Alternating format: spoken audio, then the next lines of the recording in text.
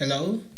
So we are now in session 4 where we are going to look at monopoly and your host Elias. Okay, so here when we look at monopoly, we will look at the three types of monopoly structures, and then we will focus mainly on pure monopoly. So just to introduce that, pure monopoly involves a firm that is the only supplier in the market or industry, and therefore the same firm forms the industry. And then we have the actual monopoly, which occurs or exists when there is a firm that has a market share which is over 25%. And then we have the natural monopoly, which exists due to a high fixed cost of entering the market. And as such, firms which would want to join the market will have to incur these costs, and therefore, because they are too much, it becomes difficult for new firms to enter the market.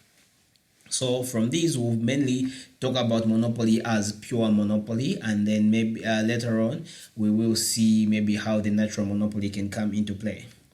So simply defined, pure monopoly exists when a firm, or which is the only firm in the market, is the sole producer of a product for which there are no close substitutes.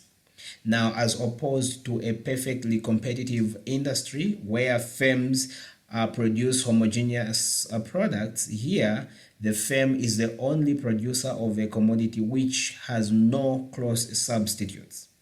The features of a monopoly or a pure monopoly include a single seller, so the firm is the only seller in the industry, and that the products which are produced have no close substitutes. Therefore, it is difficult for consumers to go and find commodities that can substitute what they would have got from this supplier. And as such, if buyers cannot obtain this item, they will have to live without it.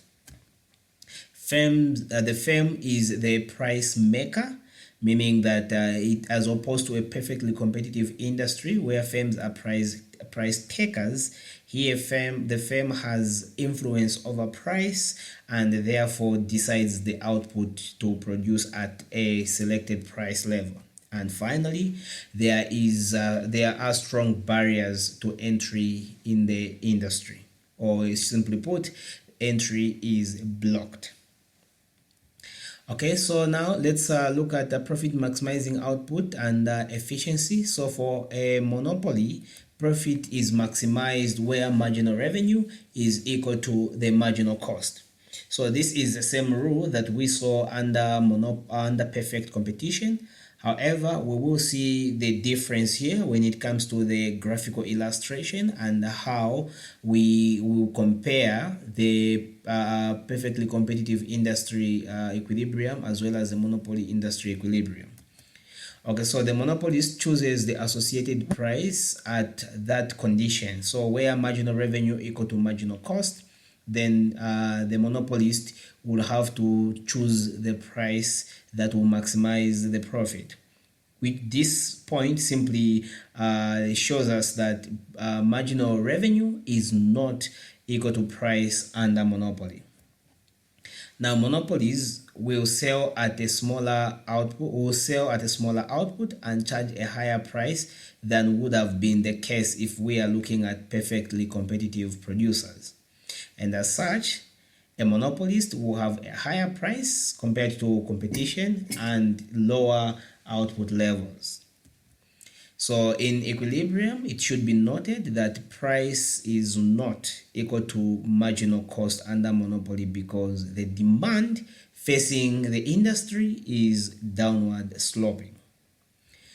Okay, so let's look at efficiency. So it should be noted that the monopolist or the monopoly structure fails to meet both productive and allocative efficiency.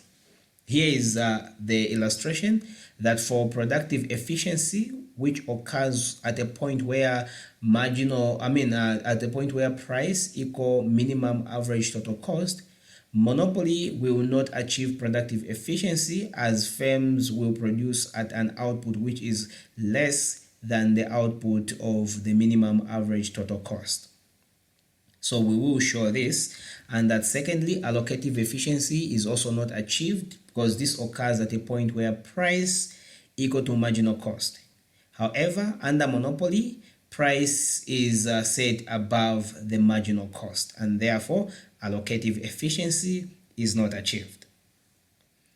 Okay, so let's look at continue with the profit maximizing rule and then bring in graphical illustration. So with cost and revenue on the vertical axis and output on the horizontal axis, with our demand curve that is downward sloping, and it should be noted here that demand is equal to average revenue under monopoly. The marginal revenue curve lies below the average revenue curve, and that it is also downward sloping.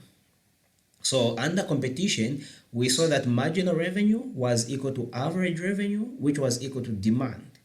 However, under monopoly, the marginal revenue is below the average revenue curve, and both are downward sloping. If we have our marginal cost curve that is upward sloping, and the condition that we noted that a monopolist will set price or produce output at a point where marginal revenue equal to marginal cost, then we are looking at this point here.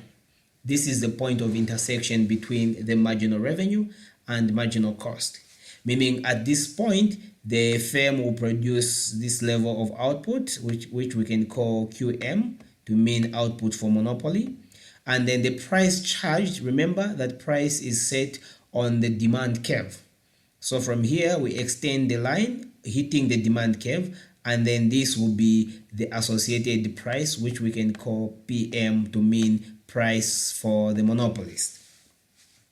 Okay, so just to present it in a clear way, we extend that line to show that that is the price and the output produced under monopoly, and this will be at a point where marginal revenue equal to marginal cost. Please be reminded that do not pick this point here and extend to get the price, because when you do that, you will just be getting the point of intersection between the marginal revenue and marginal cost.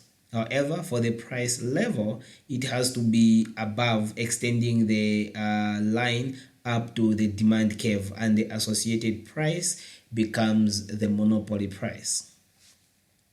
Okay, so just to illustrate and compare between monopoly and the perfect competition. So with our initial equilibrium at a point where marginal revenue equal to marginal cost, and the PM being the monopoly price and QM being the monopoly output, the perfectly competitive firm, remember, will set price equal to marginal cost.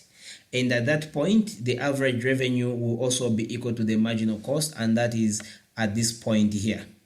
So meaning this is the perfectly competitive price. So at this point, if you extend it this side, this becomes the perfectly competitive price, and down here becomes the perfectly competitive output. And clearly we can see that as opposed to competitive output and the price levels, the monopoly will produce lower output but charge a higher price, which makes it deviate away from efficiency.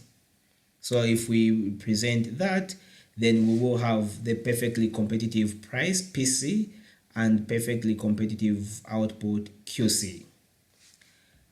Okay, so thank you very much for watching. If you have questions, do remember to send an email to muauelias@gmail.com. I will see you in session 5.